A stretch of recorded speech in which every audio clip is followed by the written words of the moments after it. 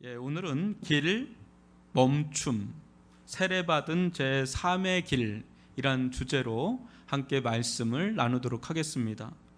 여러분, 인류는 지금 중요한 기로점에 서 있습니다. 기존까지 세상의 질서를 부여해 온 것은 사람이었지 자연이 아니었습니다. G2라 할 수 있는 미국과 중국은 서로 으르렁거리며 패권 전쟁을 통해 세상을 자신들이 원하는 질서로 세우려 했죠. 근데 지금은 전혀 뜻밖의 상대를 만났습니다. 바로 코로나19지요. 코로나19가 전 세계에 미친 영향은 가히 상상을 초월합니다. 오늘날 어느 한 개인 또 어느 한 나라가 이토록 전 세계에 영향을 미칠 수 있을까요? 전 세계 구석구석 전 영역에 걸쳐, 어떤 영역이든 상관없습니다. 모든 영역에 걸쳐 영향을 미치지 않는 곳이 없을 정도니 엄청난 위력인 건 분명합니다. 여러분, 근데 이보다 더 심각한 위기를 말하는 이들이 있어요. 코로나19보다 더 지금 심각한 위기가 있다. 여러분, 좀 감지를 하시나요? 요즘에 이 날씨를 보면 좀 감지할 만한데, 이상기후, 기상이변, 지금 이게 오늘 내일 일어난 게 아니라 몇 년 전부터 이게 굉장히 심하게 일어난다는 걸 여러분 아실 거예요. 산불도 막 일어나고요, 기상이변이 막 계속 일어납니다. 시베리아가 폭염에 시달리고 동토가 녹아지고 있고. 그래서 다음 한번 그림을 한번 보세요. 이 만평인데, 이게 이코노미스트인가 그 경제지에 실린 만화인데, 이게 만평인데 되게 이게 재밌어요. 지구하고 인류하고 지금 코로나가 지금 맞짱을 뜨고 있는 겁니다. 근데 사이즈가 좀 비슷해요, 그죠? 근데 그 뒤에 진짜 상대가 있는 거예요. 이거 완전 헤비급이에요, 헤비급. 그 기후 변화, 기후 위기라고 합니다. 이렇게 트렁크에 써 있는 거 보면 기후 위기라고 돼 있어요. 저게 진짜 문제다, 이렇게 말하는 이들이 있어요. 그 다음 그림도 한번 보시면, 이게 이제 타임즈에 나온 게 있고 또 이코노미스트지에 나온 게 있는데, 저 그림이 그 지구 온도의 변화를 지금 이렇게 그래프를 이렇게 마치 이렇게 그림처럼 그린 건데 예쁘게 보이는데 저게 예쁜 게 아닙니다. 지금 1만 년을 이렇게 한 거를 이렇게 그려놓은 건데, 지금 산업화 이후에 저 빨간 신호가 계속 들어오고 있는 거예요. 지금 한마디로 지구가 온도가 올라가는 거예요. 타임즈지에 지금 4월 달에 원 라스트 찬스 이렇게 해가지고 나왔는데, 마지막 해라는 거예요. 마지막 기회라는 거예요. 지금 올해 2020년도가 이 기후변화에 있어서 마지막 그 변화의 시기라는 거예요. 왜? 코로나19가 이걸 막아주고 있는 거예요. 성찰을 하라는 거예요. 이게 일반 사회에서도 이게 지금 나오고 있는 얘기를 제가 여러분들에게 얘기해 드리는 거예요. 그래서 전 국립기상과학 원장이었던 조천호 교수님, 이분이 제일 전문가거든요, 우리나라에서는. 이 교수님이 뭐라고 그러는지 한번 들어보세요. 지구 평균 온도는 지난 1만 년 동안 4도가 올랐는데 산업화 이후 100년 새 1도가 상승했다. 인간이 자연보다 25배 빠르게 지구 온도를 끌어올린 것이다. 1.5도라는 숫자가 별것 아닌 것처럼 느껴지겠지만 사람도 정상 체온보다 1.5도 올라가 38도가 되면 병원에 가야 한다. 0.5도가 올라가서 1.5도 이상이 되면 그때부터는 본격적인 위험이 드러난다. 항시적이고 전 세계적으로 0.5도가 더 올라가 2도 이상이 되면 지구가 회복력을 잃는다. 그때는 지구가 스스로 기온을 올려 전혀 겪어보지 못한 기후 속에서 살게 될 것이라고 보고 있다.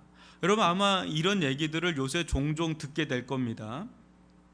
이에 대해서 오래전부터 경각심을 가진 유럽은 지금 다음 세대들, 넥스트 제너레이션, 이 어린 애들이 막 지금 일어나고 있어요. 한번 그림을 보시면 저런 그림이 유럽에서는 굉장히 일반화될 정도로 굉장히 캠페인을 벌이고 데모를 하는 거예요. 데모크레이션을 계속 하는 거예요. 기후에 대해서. 그중 가장 앞장서서 지구의 자연보호 운동을 하는 17살의 그레타 툰베리라는 그 소년이 있습니다. 그 옆에 있는 사진에 나와 있는데 이 소녀가 지난해 유엔 본부에서 열린 기후행동 정상회의에 참석해서 다음과 같은 격정적인 연설을 한 것으로 유명한데요. 그 내용을 보면 이래요. 생태계 전체가 붕괴하고 있다. 그런데 여러분들이 하는 이야기가 이제 어른들한테 하는 얘기입니다. 이야기는 오로지 돈과 영구적인 경제 성장에 관한 동화 같은 얘기뿐이다. 도대체 어떻게 그럴 수 있냐? 이렇게 아주 일침을 가하는 이런 연설을 한 것으로 유명합니다. 그래서 노벨 평화상 후보군으로도 언급될 정도로 굉장히 영향력이 많은 소녀입니다. 그래서 조천호 교수 또한 말을 하는데요. 보시면 우리 세대는 온실가스를 배출하면서 자동차를 타고 공장을 돌려서 여러 가지 편익을 받지만 그 다음 세대는 그렇지 않다. 위험의 원인 제공자와 위험을 처리해야 하는 다른 세대가 다르다는 게 문제인데 다음 세대가 이 상황을 알게 되면 다들 툰베리처럼 성난 얼굴이 되지 않겠나. 여러분 지금 우리가 막 써요. 우리가 막 그냥 온실가스고 뭐고 우리가 쓰는데 문제는 유현이 도훈이 이런 애들이 우리 기성세대가 됐을 때는 참혹할 정도입니다. 쓴 거는 우리가 쓰는데 감당은 그 세대가 하니까 지금 유럽에서는 이런 걸 알고 막 들고 일어나는 거예요. 그러면서 막 이런 성투들이 일어납니다. 그런데 이 얼마 전에 워싱턴 포스트지에 실린 부끄러운 광고 하나를 보십시오. 이게 우리나라 대통령 얼굴이 워싱턴 포스트지에 들어가 있어요. 그린 뉴딜? 이거 맞아? 이런 거예요. 미국에. 왜 그러냐면 지금 인도네시아나 동남아 국가에 우리나라는 화력발전소 그거를 지금 세우려고 발표를 하니까 지금 외국에서 이게 그린 뉴딜 맞아? 이런 아주 풍자적인 그림을 실은 거예요. 부끄러운 거예요. 저 모습이. 우리나라는요 엄청난 화력발전소를 떼고 있어요. 무지하게 심한 나라가 우리나라입니다. 왜? 자원이 없다 보니까 그렇게 되는 겁니다. 그래서 이 조천호 교수가 이런 말을 좀 합니다. 들어보십시오. 기후변화는 빨리 돌이키면 돌이킬수록 우리한테 충격이 적은데 저도 앞이 깜깜하고 답답하기도 하다. 하지만 기후위기를 통해서 나의 삶과 우리 사회가 지금 이대로 가도 되는지 되돌아보고 새로운 세상에 대해 이야기할 수 있는 계기가 마련된다고 생각한다. 이런 게 성경에서 말하는 회심과 회개이고 우리가 새롭게 시작할 수 있는 기회라고 보고 있다. 저는 이 사람을 찾아봤어요. 이거 교회 다니는 사람인가? 교회를 예전에 다녔다 지금 안 다닌다 그러더라고요.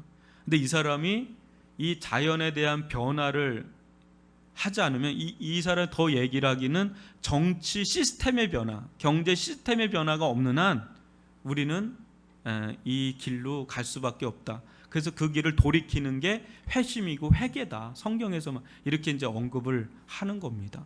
굉장히 내용이 많은데 제가 좀 축약해서 여러분들에게 얘기를 하는 겁니다. 얼마 전에 TVN에 나오는 미래 수업에도 이분이 나와서 쭉 얘기를 했는데 굉장히 충격적이에요.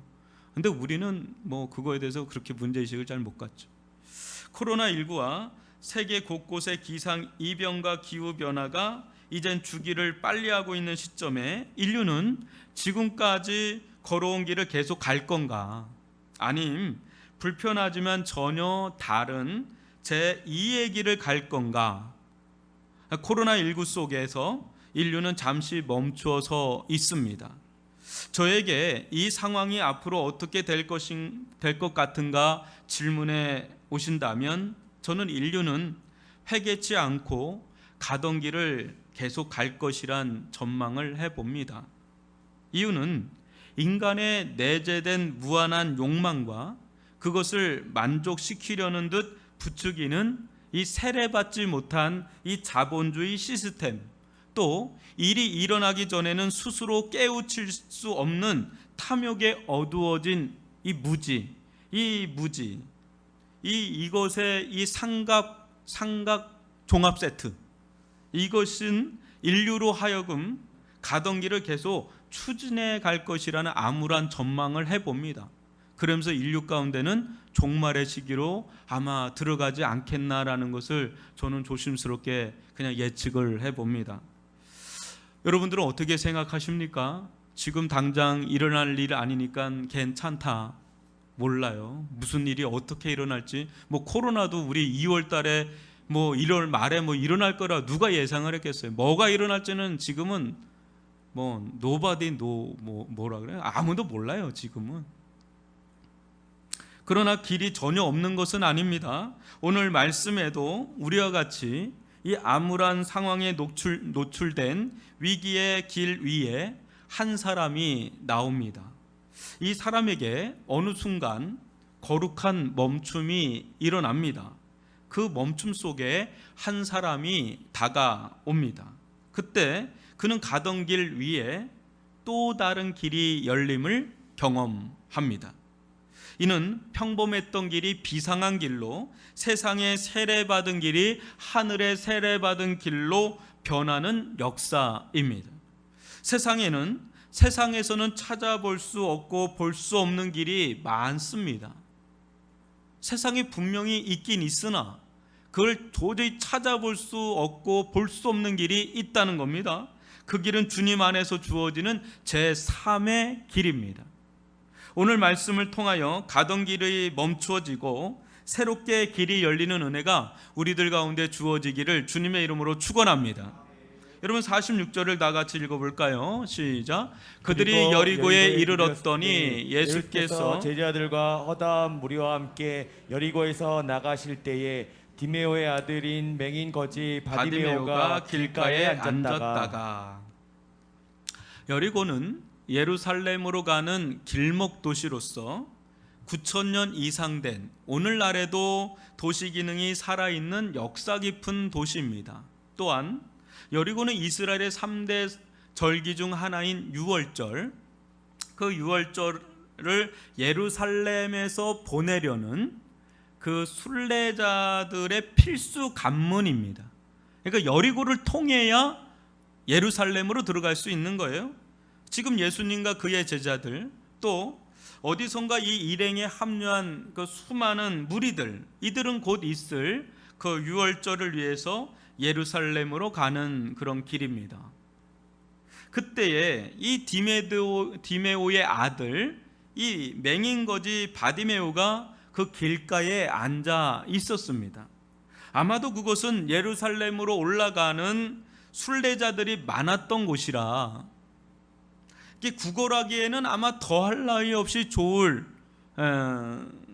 좋았을 것입니다. 많은 성경학자들이 이 사람이나 또 이 사람의 아버지의 이름이 언급된 것으로 봐서 후에 초대교회에서 중요한 역할을 한 인물이 아닌가 이렇게 생각을 해볼 정도로 이 바디메오 또 디메오 이 사람들은 뭔가 중요한 사람들이에요. 예수의 행렬이, 그러나 이제 예수님을 만나기 전에는 이 사람이 어떤 사람인지 보여주는데, 예수의 행렬이 자기 앞을 막 지나갈 때 이 사람 바디메오는 어떻게 행했는지 여러분 한번 47절로 48절을 교독해 보겠습니다. 나사렛 예수시란 말을 듣고 소리질러 이르되 다윗의 자손 예수여 나를 불쌍히 여기소서 하거늘 많은 사람이 꾸짖어 잠잠하라 하되 그가 더욱 크게 소리질러 이르되 다윗의 자손이여 나를 불쌍히 여기소서 하는지라. 예, 아멘. 이 대목에서 이 베드로의 신앙 고백과 쌍벽을 이루는 아주 놀라운 고백이 여기 나오는데요. 여러분 무엇입니까? 그 나사렛 예수란 사람이 네 앞에 지나간다 누군가 막 이렇게 얘기를 했는가 봐요. 그 순간에 이 바디메오가 그냥 막 소리를 지르기 시작을 하는데 뭡니까? 다윗의 자손 예수여 나를 불쌍히 여기소서 막 얘기를 막 소리를 막 지릅니다. 그러자 이 군중들이 잠잠하라고 그렇게 하니 이 사람이 어때요? 거기서 딱 그냥 움츠리는 게 아니라 뭐 그런 거 아랑곳 없습니다. 뭐 그냥 뭐 체면이고 뭐고 뭐 없습니다. 아무것도 없습니다. 더 큰 소리로 그냥 더 악을 바쳐서 그냥 더 큰 소리로 다윗의 자손 예수 나를 불쌍히 여기소서 막 그냥 소리를 지르니까 일대 막 혼란이 막 일어나는 그런 장면이 연출되는 거. 조용했던 곳에 엄청난 혼란이 막 일어나고 있는 상황입니다. 별것 아닌 것 같은 이 외마디 외침 속에 여러분 모든 게 녹아 있습니다. 이 외침이 오늘 우리에게 이 말씀을 들으면서 이 외침이 우리의 외침이 될 수 있기를 주님의 이름으로 축원합니다. 우선 이 맹인거지 바디메오는 나사렛 출신의 예수란 사람을 마가복음에서 유일하게 다윗의 자손이라 부르는 사람입니다. 당시 이 다윗의 자손은 메시아, 기름 부음 받은 구원자, 이 그리스도를 뜻하는 말이었습니다.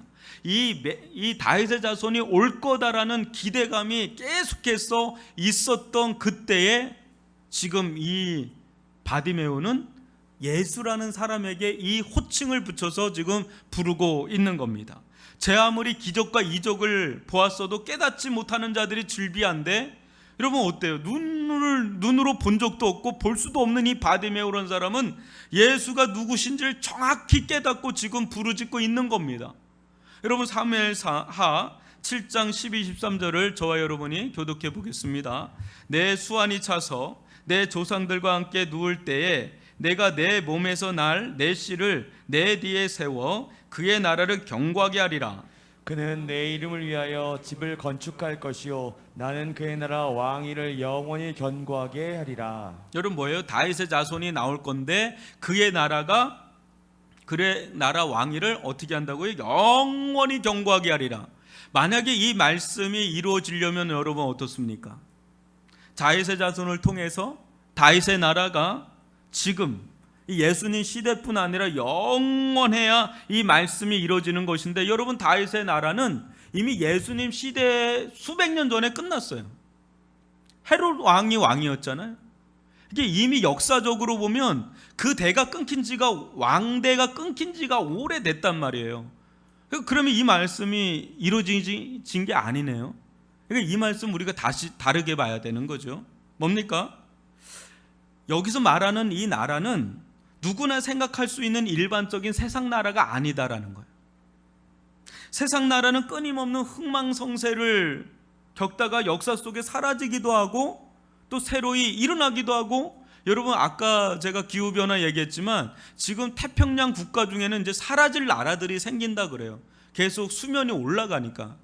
그 역사 속에서도 그런 나라들이 있고 지금 막 그렇단 말이에요. 세상 나라의 역사는 그렇단 말이에요. 근데 여기 말씀 속에서 말하는 이 다윗의 씨는 솔로몬이 아닙니다. 솔로몬이 아닌 예수 그리스도요. 또 솔로몬의 불완전하고 비영속적인 그런 이스라엘 나라가 아닌 완전하고 영원한 하나님의 나라를 가리킵니다. 그래서 예수님을 통하여 이 다윗의 자손 예수를 통하여 하나님의 나라가 영원할 것이다 라는 것이 성경의 예언이란 말이죠. 지금 바디메오는 예수님을 이스라엘의 왕이요 세상 왕으로 등극할 거라 헛된 야망을 품은 지난주에 살펴봤던 야고보와 요한과는 완전히 다른 차원의 고백을 지금 하고 있는 겁니다. 뭡니까? 사람들은 당신을 나사렛 출신의 예수라 부르지만 당신은 그런 분이 아니십니다. 당신은 성경에 예언된 오리라 한 다윗의 자손, 약속된 메시아, 영원한 하나님 나라의 통치자로 오신 분이십니다. 당신은 진정 하늘과 땅을 통치하시고 다스리시는 우주적 왕이십니다. 이렇게 지금 고백을 하고 있는 것이니 여러분 이 고백을 들었을 때 예수님의 마음이 어떻겠어요? 지금 십자가의 길을 가고 있는데 이 맹인 거지지만 이 고백을 할 때 이 예수님은 얼마나 큰 위로와 힘을 얻었겠습니까? 이상한 얘기를 하고 있잖아요. 그 제자들도 계속 헛발질을 하면서 이상한 얘기를 하는데 예수님에게 이런 얘기를 하는 자가 그 길가에서 있었다는, 길가에서 만났을 때 얼마나 마음이 시원했겠어요.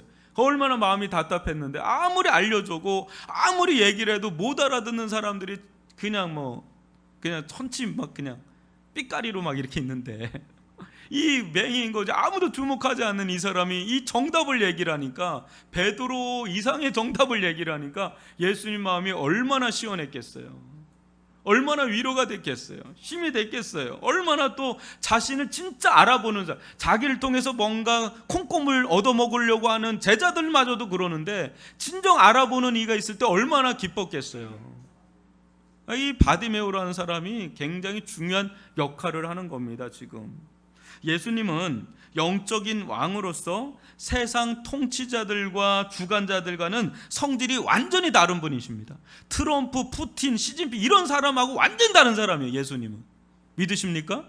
그렇기 때문에 그분이 하시는 일 또한 그 성격이 완전히 다른 거예요. 왜 십자가를 지고 왜 부활하신지 그분이 하시는 일 또한 완전히 다른 거야.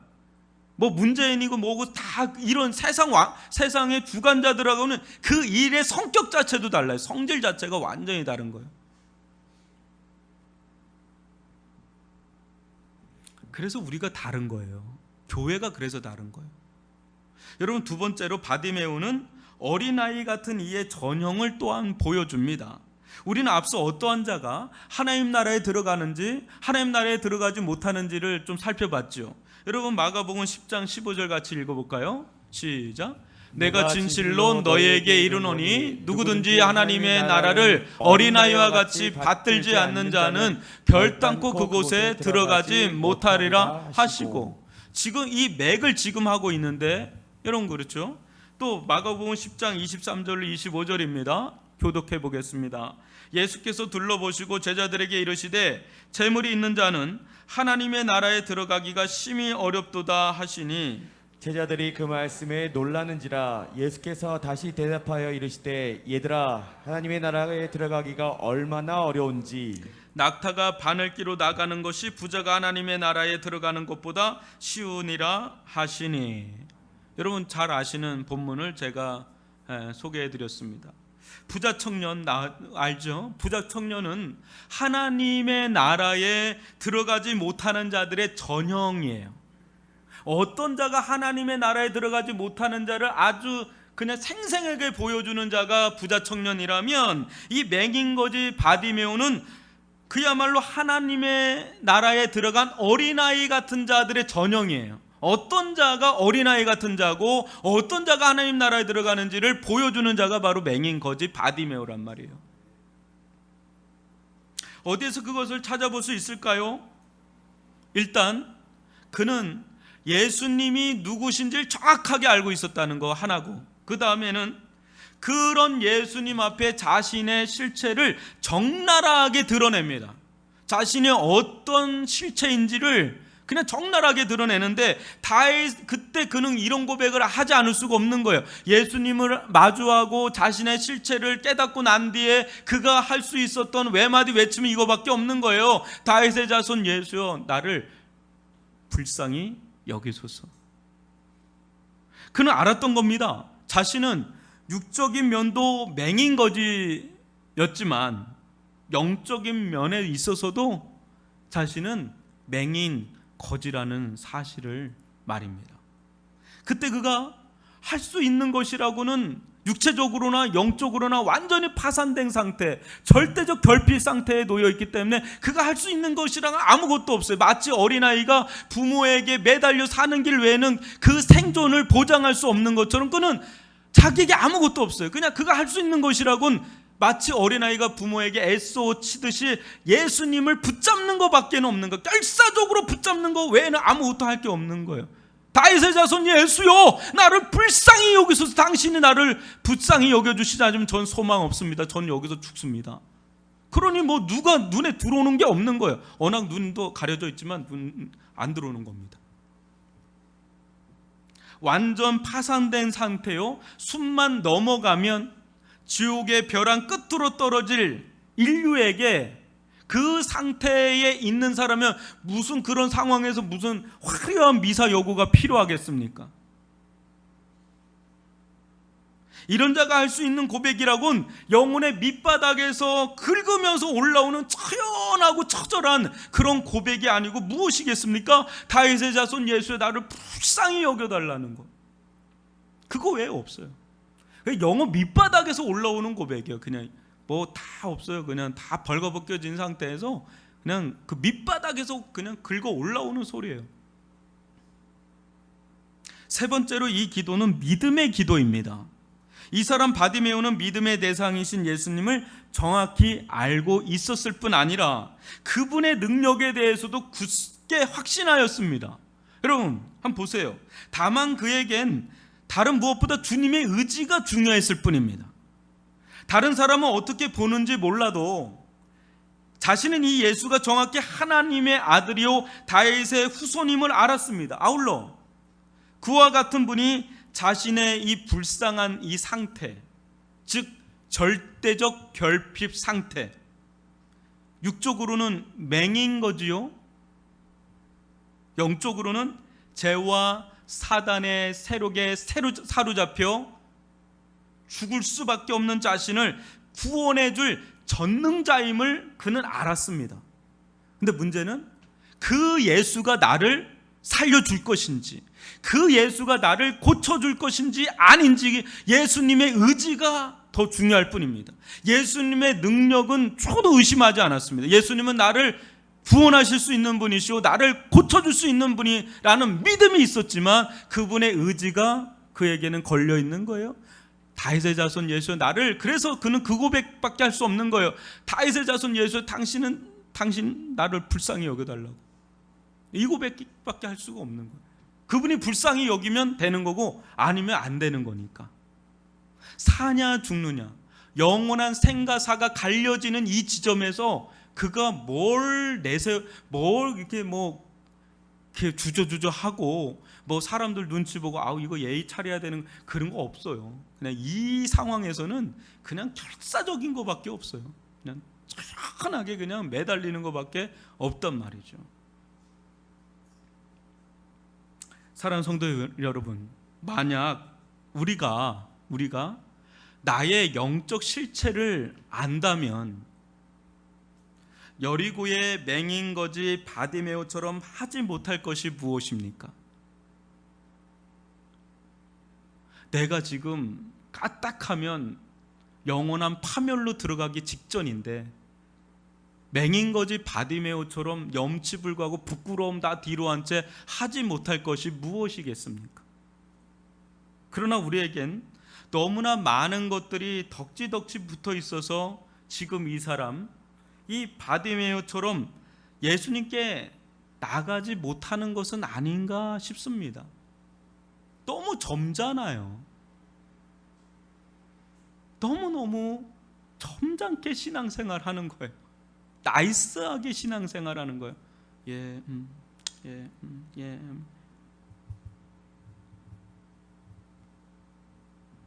이 사람의 절대적 결핍은 절대적 구원으로 채워질 것입니다. 절대적 결핍을 깨닫는 자리에 절대자 예수 그리스도를 향한 임재의 요청이 있습니다. 내가 절대적 결핍을 느끼지 못하는데 어떻게 절대자 되시는 예수님의 임재를 간절하게 요청할 수 있겠습니까? 주시면 감사하고 안 주셔도 쌤 괜찮습니다, 이렇게 되죠. 그러나 부자 청년처럼 허울만 풍요로울 뿐 자신도 실상 절대적 결핍자임을 깨닫지 못하는 자는 예수 그리스도를 향한 절박한 임재의 요청을 할 수가 없어요. 왜냐? 자기가 가진 게 너무 많아요.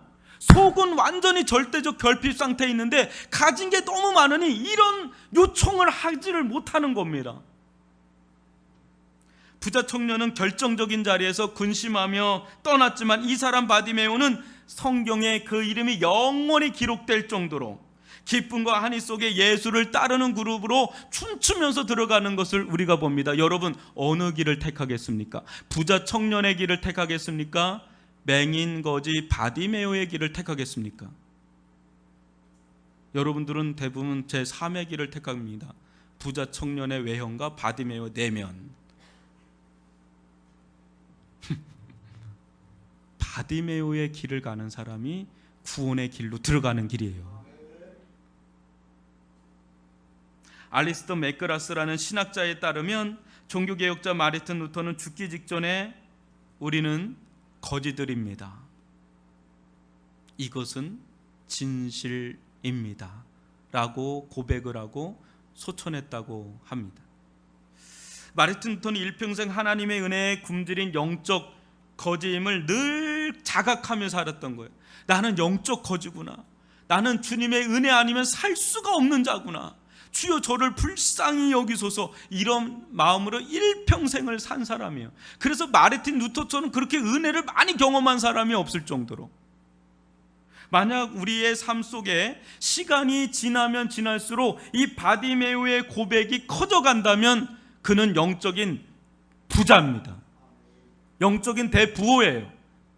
그러나 만약에 우리의 삶의 시간이 지나면 지날수록 이 바디메오의 고백이 사라지거나 소멸된다면 우리는 잘 살지는 모르겠어요. 이 세상에서 잘 살지는 모르겠지만 영적으로는 거지 중에 상거지가 될 확률이 높습니다. 여러분, 이 고백이 살아있습니까? 다윗의 자손 예수여, 나를 불쌍히 여겨주십시오. 잠을 자면서도 여러분 나를 불쌍히 여겨주세요.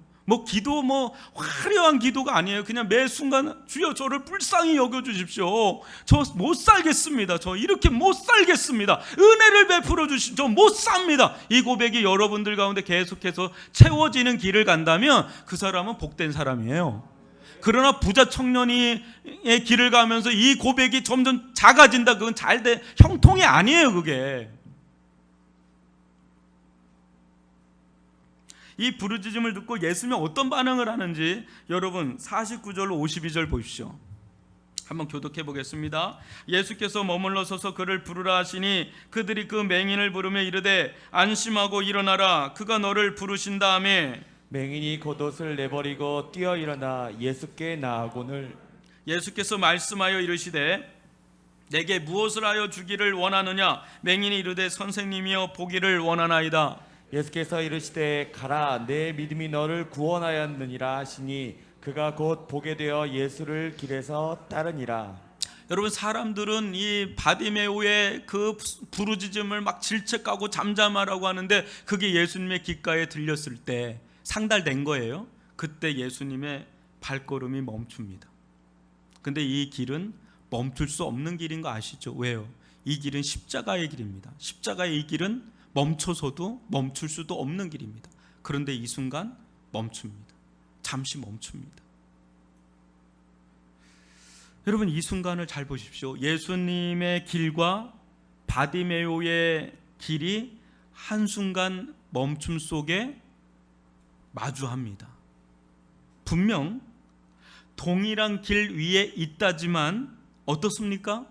주님의 길과 이 바디메오의 길은 판이하게 달랐습니다. 그는 맹인거지의 길을 걸어왔고 예수님은 메시아의 길을 걸어왔단 말이에요. 판이하게 다른 길을 걸어온 두 사람이 지금 한 지점에서 마주하고 있습니다. 이때 맹인거지 바디메오에게 선명한 음성이 칠흑 같은 어둠을 뚫고 들려옵니다. 내게 무엇을 하여 주기를 원하느냐. 여러분, 어디서 많이 들어본 것 같지 않습니까? 어디서 많이 들어본 것 같지 않습니까? 지난주 정치적 청탁을 해온 야고보와 요한에게 하셨던 말과 동일한 말로 바디메오에게 질문합니다. 이때 제자들은 정치적 야망, 세상적 욕망을 드러내어 원하는데 반해서 이 바디메오는 자기 인생의 절대적 결핍을 구합니다. 선생님이여 보기를 원하나이다. 얼마나 대조되는 모습입니까? 그는 거지에 초점을 맞춘 게 아닙니다. 거지에 초점을 맞췄다면 주여 대박을 내려주시옵소서, 제가 부자가 되게 하여 주옵소서 이렇게 했겠지만 그는 거지에 초점을 맞춘 게 아니라 맹인의 초점을 맞춰서 주여 선생님이여 보기를 원하나이다 이렇게 고백을 합니다. 그래, 이거는 뭡니까? 이것은 욕망이 아니에요. 제자들 야고보와 요한은 욕망에 근거된 고백, 원함을 표출했다면 이 사람은 믿음이 요청되는 고백이에요. 왜요? 눈이 떠진다. 역사 이래로, 인류의 역사 이래로 맹인이 눈이 떠졌다라는 것은 없었어요. 그러나 이 맹인이 눈이 떠진다라는 것을 원한다는 건 믿음이 요청되는 거 아닙니까? 지금 믿음의 요청을 하는 이가 바로 바디메오예요. 제자들마저도 욕망에 근거돼서 뭘 원하느냐 할 때 욕망의 요청을 했는데, 이 바디메오는 믿음의 요청을 한다는 게 얼마나 다른지. 이 바디메오 굉장히 중요한 사람입니다. 우습게 볼 사람이 아니라는 거죠. 사랑하는 성도 여러분, 다시 한번 정말 예수님께서 우리에게 무엇을 원하느냐 이렇게 질문을 해온다면, 지난주에 제가 얘기 드렸는데 여러분 한번 집에서 이 숙제를 한번 풀어봤습니까? 나는 무엇을 원하는지 이 질문을 받는데 한번 리스트를 한번 적어봤어요? 몇 분만 적고 나머지는 숙제를 안 한 것 같은 얼굴인데 묻는다면 여러분 뭐라고 답하겠어요? 무엇을 원하느냐 이렇게 한다면 여러분 뭐라고 답하겠습니까? 어떤 이는 예수님께 아무것도 원하는 거 없어요. 주님 뭐 잘 삽니다. 저 평안하게 잘 삽니다. 땡큐. 안 해도 돼요. 이런 사람이 있어요. 있어요 정말. 기도 제목 물으면 괜찮은데요? 괜찮아요 목사님. 잘 살고 있습니다. 땡큐. 예. 목사님이나 열심히 기도하세요. 이렇게. 또 어떤 이는 예수님께서 주시면 감사하고 안 주셔도 괜찮습니다. 이런 분들이 있어요. 그러나 우리가 분명히 알 것은 예수님은 우리에게 무엇인가를 주기를 원하신다는 겁니다. 또한 그것을 충분히 주시고도 남는 분이라는 것입니다. 아울러 우리는 주님으로부터 받아야 할 것들이 이루 말할 수 없이 많다는 것을 알아야 됩니다. 우리는 주님으로부터 받아야 될 것들이 많아요. 주님 품은 무궁무진한 영원하신 분입니다. 주님 안에 헤아릴 수 없는 각종 영적인 보화와 보석이 질비합니다. 그게 이루 말할 수 없이 많습니다. 여러분 한번 야고보서 1장 5절을 읽어볼까요? 시작. 너희 중에 누구든지 지혜가 부족하거든 모든 사람에게 후히 주시고 꾸짖지 아니하시는 하나님께 구하라. 그리하면 주시리라. 우리가 믿는 하나님은 어떤 분이라고요? 후히 주시고 꾸짖지 아니하시는 분이시란 말이에요. 그러니까 그 주님 앞에 믿음을 가지고 담대하게 나가서 하나님께 받아야 되는 거예요. 받아야 된다. 받을 것들 많아요. 그리고 주고 싶단 말이죠. 줄 게 많으신 분이에요. 우리 하나님은 쪼잔한 분 아니십니다. 구두쇠 아니십니다. 하나님 풍성하신 분이신 줄 믿습니다. 후히 그냥 주시는 분이 아니라 후히 되어 찌르고 누르고 해고 주시는 분인 줄 믿습니다. 또 여러분 한번 보세요. 골로새서 2장 1절로 3절인데 교독해 보겠습니다. 내가 너희와 라오디게아에 있는 자들과 물론 내 육신의 얼굴을 보지 못하는 자들을 위하여 얼마나 힘쓰는지를 너희가 알기를 원하노니, 이는 그들로 마음의 위안을 받고 사랑 안에서 연합하여 확실한 이해의 모든 풍성함과 하나님의 비밀인 그리스도를 깨닫게 하려 함이니, 그 안에는 지혜와 지식의 모든 보화가 감춰져 있느니라. 어디 안에요? 예수님 안에 지혜와 지식의 모든 보화가 감추어져 있다.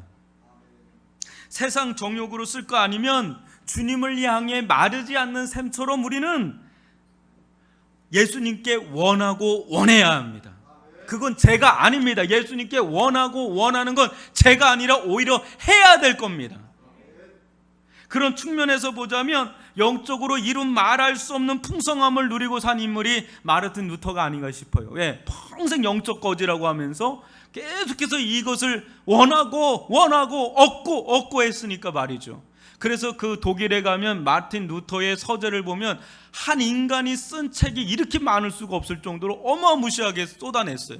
근데 그거를 읽는데도 평생 간대요. 근데 쓴 사람도 있는데 그걸 읽기만 해도 평생 갈 정도의 어마어마한 저수를 한 사람이 마틴 루터예요. 대단한 사람입니다. 믿음은 여러분 우리로 하여금 주님을 향해 간절하게 합니다. 믿음은 우리로 하여금 주님을 향해 간절하게 하고 주님 안으로 들어가게 하고 주님 안에서 영적인 각종 보화와 보석을 캐내게 만드는 게 믿음이에요. 그래서 우리에게 믿음이 있다면 예수님에게 원하게 돼요. 우리에게 믿음이 있다면 예수님 안으로 들어가요. 우리에게 믿음이 있다면 예수님 안에 있는 각종 영적인 보화 보석을 캐내는데 열렬해지게 된단 말이죠. 믿음은 영적 포크레인 같아요. 그래서 퍼낸단 말이에요. 믿음이 큰 사람은 막 퍼내요. 막 퍼내 그냥 막 풍성하게 퍼낸단 말이죠. 그런 은혜를 누릴 수 있기를 바랍니다. 예수님은 보기를 원하는 바디메오에게 말씀하십니다. 내 믿음이 너를 구원하였느니라. 이 말은 단순히 맹인의 치료뿐 아니라 영혼의 구원까지 담보하는 말씀입니다. 맹인 거지 바디메오에게 주님의 구원의 능력이 임하자 어떻게 됐습니까? 그 칠흑 같은 눈이 떠지는 개안이 되는 일이 일어났을 뿐 아니라 그의 영혼까지 구원받는, 죄와 사망의 세력으로부터 구원받는 전인격적인 치료가 일어난, 전인격적인 구원의 역사가 일어나는 것을 보면서 이 예수의 복음이야말로 완전한 복음임을 드러내는 장면이 바로 이 장면입니다. 사랑하는 성도 여러분, 예수님 안에 하나님의 능력이 있습니다. 예수님 안에 하나님의 전능한 능력이 있고 예수님 안에 하나님의 나라가 있습니다.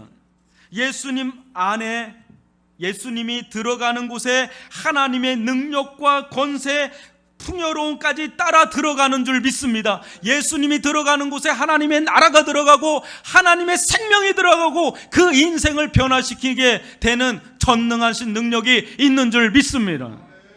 그때 이 결핍의 자리는 말할 수 없는 풍요로운 자리로 변해가는 것을 보게 됩니다. 그런 은혜가 이 예수님을 만남을 통해서, 멈춤과 만남 속에서 이런 일이 일어나는 것이죠. 그 순간 이 바디메오의 길이 달라집니다. 어떻게 해요? 육적으로나 영적으로 눈이 밝아지자 그 길은 더 이상 국어라는 길이 아닌 예수를 따르는 길로 변합니다. 길은 국어라던 길 그대로인데, 그대로잖아요. 길이 뭐 바뀌었나요? 바디메오가 변한 겁니다. 구원은 뭡니까? 여러분, 구원은 뭡니까? 구원은 추상적이거나 간념적인 것이 아닙니다. 구원은 종교적인 거나 미신적인 것이 아닙니다. 구원은 인생의 중심축이 이동하는 거대한 변화요, 실제적이고 구체적인 변화입니다. 이 엄청난 변화가 우리들 가운데 들어왔을 때 어찌 삶이 변하지 않고 있을 수 있겠습니까? 변해요. 구원의 역사가 일어나면 사람이 안 변할 수가 없어요. 그것은 반드시 삶으로 드러납니다. 어떻게 해요? 가던 길은 그대로일지 몰라요. 직장인을 가고 뭐 회사 일을 하고 뭐 어디를 가고 뭐 하는 인생의 길은 그대로인지는 모르지만 그 길은 예수님께 세례받은 길로 변합니다. 그 길이 세례받은 게 아니라 내가 세례를 받으니까 내가 가는 길 자체가 다 변하는 거죠. 어딜 가나 무엇을 하나 이제는 예수와 함께하는 인생의 길이 열리게 되는 줄 믿습니다. 말로는 예수를 따른다 하면서 제자들처럼 동상이몽을 꿈꾸거나 여전히 자기 길을 가는 것은 구원받은 삶이 아닙니다. 구원은 하나님의 은혜와 권능의 선물로서 다윗의 후손이요, 하나님의 아들이신 예수를 주요 그리스도로 따르게 합니다. 예수를 만난 사람은 예수를 따르지 않는 것이 더 불가능한 거예요. 하나님의 구원의 은혜가 임하면, 하나님의 생명, 이 영생이 들어오면 그는 더 이상 지금껏 지탱해 왔던 길을 고수할 수가 없어요.